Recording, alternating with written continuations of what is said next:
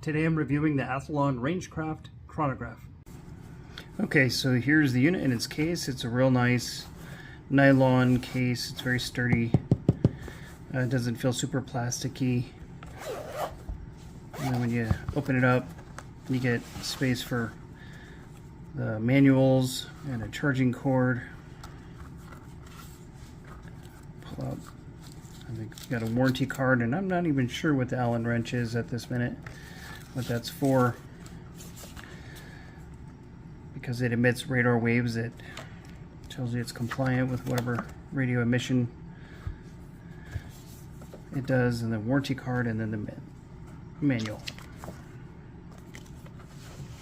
Coming out of the case, it's packed in there real nicely. It has a nice heavyweight aluminum tripod. I really like this because while it's not too heavy, it has enough weight to make you feel like it's not going to topple over in the wind. And super easy to put together. The chronograph would also fit on your typical camera tripod if you wanted to raise it up higher. So that's, once you open it up out of the case, it comes together that simple. I'm going to take it off the tripod to get the rest of the review completed. I just looked at the base of the tripod and found out it has the Allen screw down there, and so I guess if you need to maintain it or take it apart or do something with it, they give you the Allen wrench to do that. Okay, so pardon the reflective screen there. We'll try to work around that. With a long press, it turns on pretty quick. You don't have to do spend a lot of time waiting for it to spin up, and boom, it's ready. It's at its home screen. Now it has 3 buttons on top: your on button, select button, kind of an advancement, and then an OK. I'll show you how those work here in a second, and then menu navigation buttons. On the other side of the unit is a power port. You can use any USB-C charger in there, so that's nice and versatile. And then on the bottom, obviously, you have your tripod mount swivel screw area. On the back, there's really nothing notable because this is where the radar signals emit to measure the radar. So you just point that in the direction of your target and off it goes. As we begin to navigate the menu options, we see this quick start session.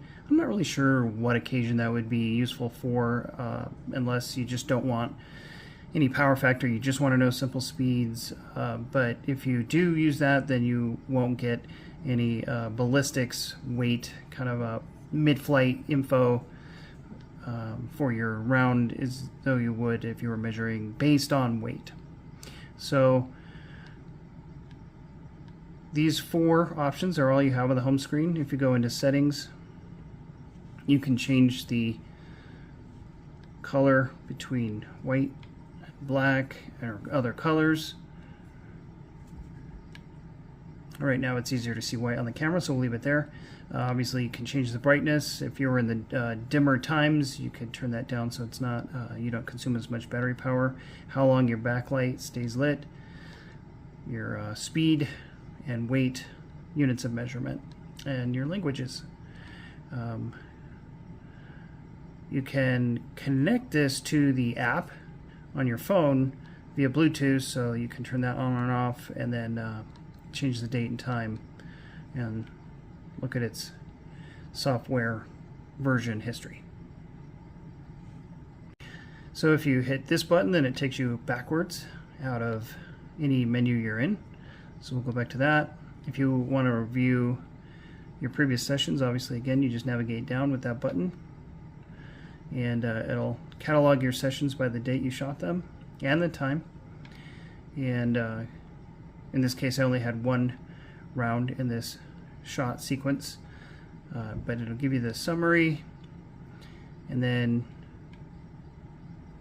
your speeds by each round and the deviation from average, up or down. Let me show you a different session so you can see what the standard deviation looks like. Sorry, we'll get back out of there and we'll go down to this one. Let's try this one. And here we are, 5 shots. Now you see the standard deviation is 7.7 feet per second. which is pretty good. I was shooting federal ammo here, match grade ammo, so it's pretty good. And then you see your speeds and your departure from average for each shot. So we'll show you what a new session looks like. When you go down to new session and click OK, it'll ask you what you want to shoot, and as you can see here, it'll give you the options of rifle, pistol, archery, air gun, and then other.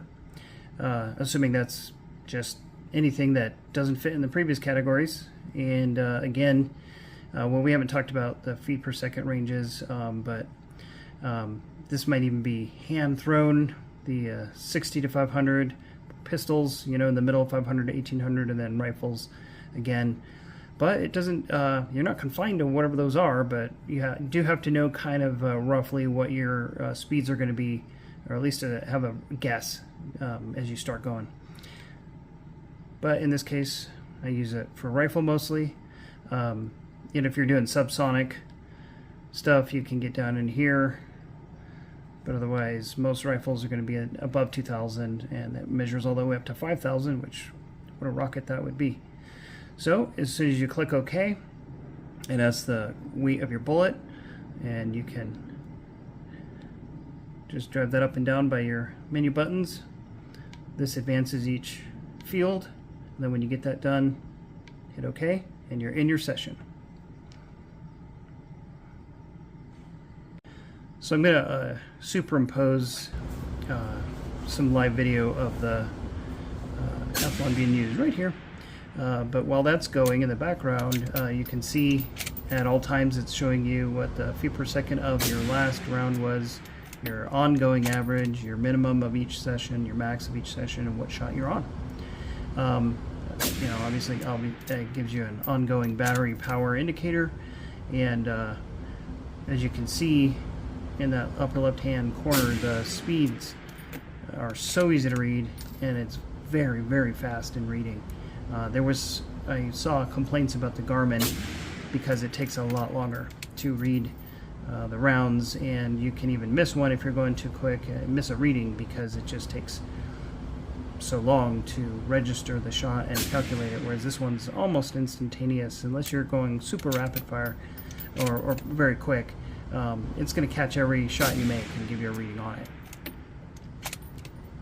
One thing you'll see that the chronograph does is once you get it into a session, if you move it around, it senses that with the radar, so it tells you hold it still so that I can read, and there's nothing wrong with that. It's just telling you you're not getting a good reading if it's moving around.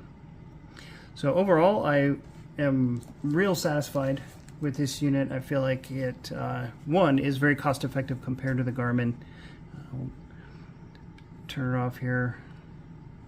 So easy to use, very intuitive. You don't need an electronics degree to run the menus.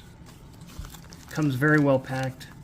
It's very quick to read, and I don't have a Garmin or a Magneto or others to measure it against, but if you look at other videos, you'll see that it measures usually within 10 feet per second of the Garmin.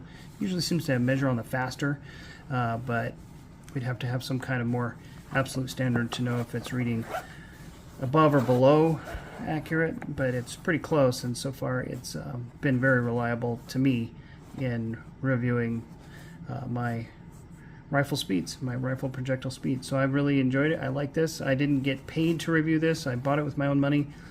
So I would hope that my opinion rendered on it is trustworthy, because I'm not being paid to say anything one way or the other. So if you have any questions about it, please say so in the comments. Make sure you share, subscribe, comment. I appreciate all the things. Thanks for watching. This is Jarhead Drew.